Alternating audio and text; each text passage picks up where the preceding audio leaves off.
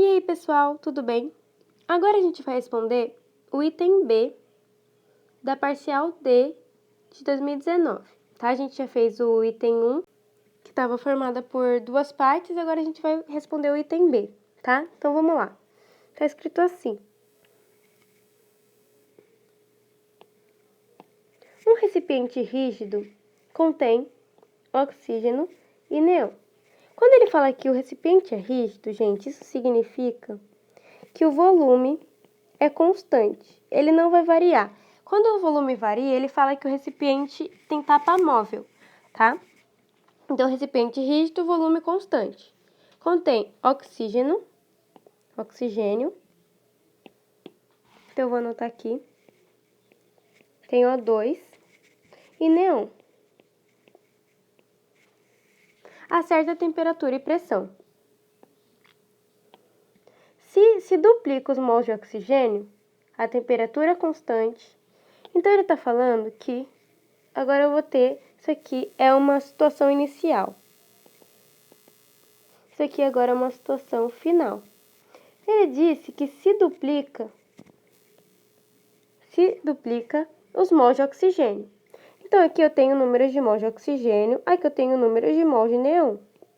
Aqui eu vou ter o oxigênio, só que eu vou ter agora duas vezes o mol de oxigênio, porque ele está falando que duplicou os mols de oxigênio a uma temperatura constante, tá?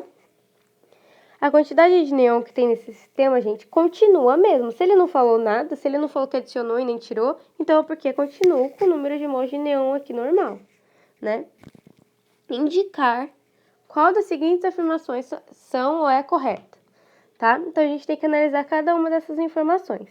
Antes, eu vou mostrar aqui que o número de mols total é o número de mols de O2 mais o número de mols de neon, certo? Isso que é a quantidade de mols total que tem nessa mescla gasosa, é o número de mols que tem dos dois gases. Aqui é a mesma coisa. Aqui o número de mols total vai ser a quantidade de duas vezes o número de mols do oxigênio, porque ele duplicou os números de mols de oxigênio, mais o número de mols do neon, tá? Agora vamos para o item I. Fala assim: a fração molar do neon não varia. Como que eu calculo fração molar, gente? Fração molar, eu calculo por números de mols do neon sobre números de mols total.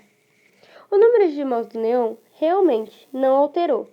Continua o mesmo, isso aqui é constante. Porém, o número de mols total, aqui a gente viu que é número de mols de oxígeno, mas número de mols de neon.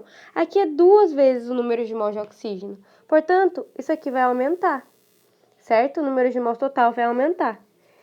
Porque eu estou dobrando o número de mols de oxigênio. Se o número de mols vai aumentar, a fração molar, por ser inversamente proporcional ao número de mols, segundo a equação, então eu vou ter que a fração molar do neon diminui.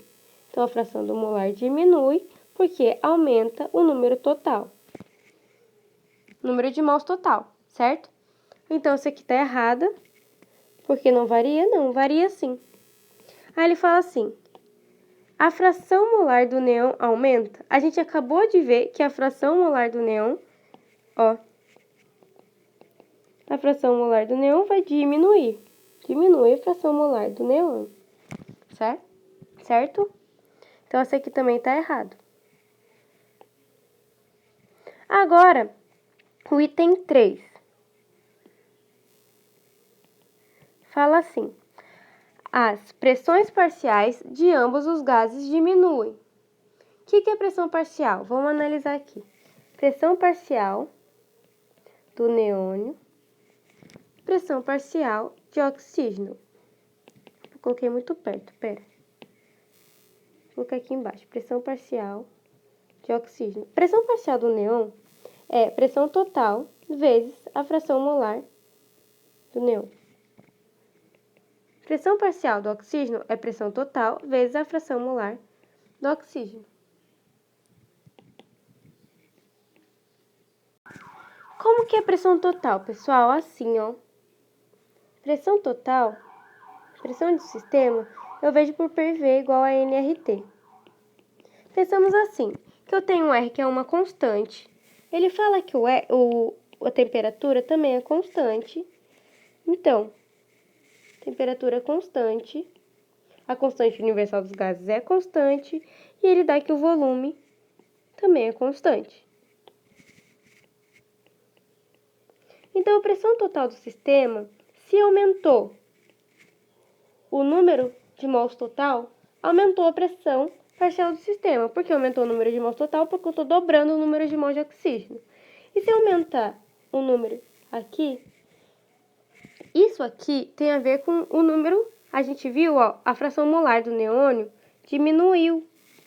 Por que isso acontece, gente? Porque isso aqui vai manter a pressão parcial do neônio, isso aqui tem que manter a pressão parcial do oxígeno. Por que isso acontece? A pressão deles não se altera, certo? No caso, por que isso vai acontecer? A pressão parcial do neon vai continuar o mesmo. Por que isso acontece? Isso aqui é a lei de Dalton. Ó, coloquei aqui. A lei dos gases ideais, né? A lei de Dalton. Uma molécula ignora a existência de outra. Assim, cada gás da mescla se comporta como se o outro não existisse. Cada gás exerce sua própria pressão. Assim, o nome é pressão parcial, proposto por Dalton. Então, a gente vê que não altera a pressão parcial. A fração molar diminuiu e a pressão do sistema vai aumentar. Então, aqui fala, as pressões parciais de ambos os gases diminuem? Não. A pressão, a gente viu, parcial do neônio, ele não vai se alterar. Cada um se comporta como se o outro não existisse. O número de pressão parcial do neônio, principalmente, não vai mudar. Por quê? Porque vai diminuir a fração molar e vai aumentar a pressão total do sistema. Beleza? Então, só sobra a última. A gente vê que, então, essa tem que estar correta. A gente vai ver o porquê que essa está correta. Ele fala assim, a pressão total do sistema aumenta. E sim, isso é verdade. A gente já tinha visto ali, né, que por PV igual a nRT. Que eu tenho a temperatura constante, que eu tenho o R, que é uma constante universal dos gases. O volume, ele disse que é constante também. De onde que ele tirou? Volume constante.